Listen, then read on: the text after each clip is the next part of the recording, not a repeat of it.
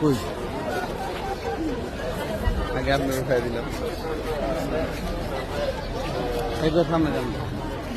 Video চালু না। হ্যাঁ ওই পিছন দিকে তো আছে উপরে ওঠা বন্ধ এখন দিকে তো দেখছি উপরে যাইতে আগে উপরে যাও যাইত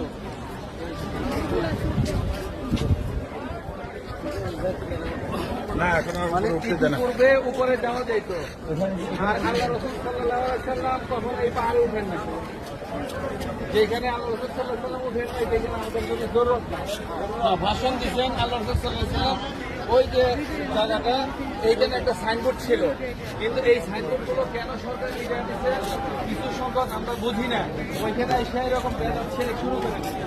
যার ফলে এই জায়গাগুলো মিটার দেওয়া হয়েছে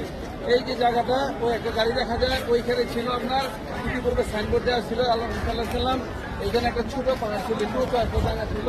এইখানে দাঁড়ায় বিজয় ভাষণ হযরত যে বয়ান করলেন যে এই ভাষণ ছিল সর্বযুগের সর্বশ্রেষ্ঠ ভাষণ এই ভাষণ কেউ আর দিতেও পারবে না এই ভাষণ দেওয়ার মতো উপযুক্ত লোক আর কেউ হবে না আল্লাহ তাআলা রাখেনি নাই যে সর্বযুগের সর্বশ্রেষ্ঠকে আল্লাহ রাসূল সাল্লাল্লাহু আলাইহি ওয়াসাল্লাম বলেছে তুই জাহানের বাদশা কেন বলছেন যে আল্লাহ তাআলা ওই অবস্থান দিয়ে তৈরি করছেন কিন্তু আজকে দেখেন আমরা সহজে দেখলাম আসলাম জামালের রহমান পাহাড়ে আসছি কিন্তু এইখান থেকে কি নিয়ে যেতে হবে এইখান থেকে আমাদের তওবার সবক নিয়ে যেতে হবে যে আমাদের কিভাবে তওবা করতে হবে বলেছে বাবা আদম আলাইহিস সালাম এবং মা হাওয়া আলাইহিস সালাম এরকম দুইজন দুই জায়গা থেকে এইখানে এসে মিলিত হয়েছেন কিভাবে ক্ষমা চাইছেন যে আয় আল্লাহ আপনার নামের পাশে যে নামটি লিখে রাখছেন যে ওই নামের উসিলায় কি করেন আমাকে মাফ করে দেন তো দেখেন ওই নবীর উম্মত আল্লাহ তাআলা আপনাকে আমাকে এরকম বিনা তার ভক্ত বানিয়েছেন তাই না তো আমাদের জন্য কত খুশখবরি না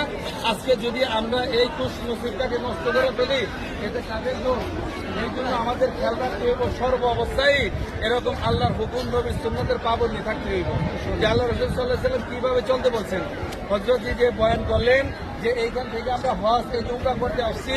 এই উমরা যেন আমার জিন্দিগিতে কি করে থাকে এরকম ভাবে লাইগে থাকে আমার জিন্দিগিটাকে এই উমরা হজের সাথে লাগায় রাখবো যাতে আমি দেশে যাই এইভাবে এই নিয়মে চলতে পারি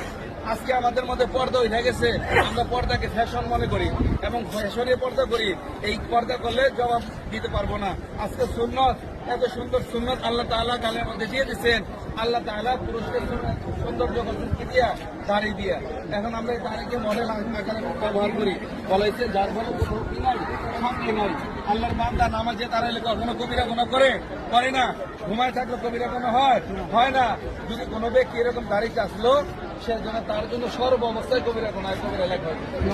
তাহলে আমরা নিজেরাও চেষ্টা করব নিজের আহাল যারা আছে তাদেরকে চেষ্টা করবো যেন কখনো কেউ দাড়িতে কোর না লাগায়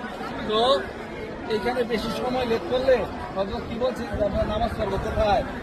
খানায় কাবায় যা নামাজ পড়বো 1 রাকাত নামাজে 1 লক্ষ রাকাতের সওয়াব আমরা যদি নামাজ হারাই ফেলাই আমাদের চোখের বন্ধ রাখি বলেন তাইলে আমরা দ্রুত দেখে দোয়া করে চলে যাই সম্মানিত হাজী সাহেবগণ আমরা সেই ময়দানে অবস্থান করছি সেই ময়দানকে আলাদা ময়দান বলা হয় আদম আলাইহিস সালাম এবং হাওয়া আলাইহিস সালাম সমস্ত নবী রাসূল এখানে এসেছেন সমস্ত নবী রাসূল হজ করে একই কথা দুইজন তো কর কোনো মানে হয় না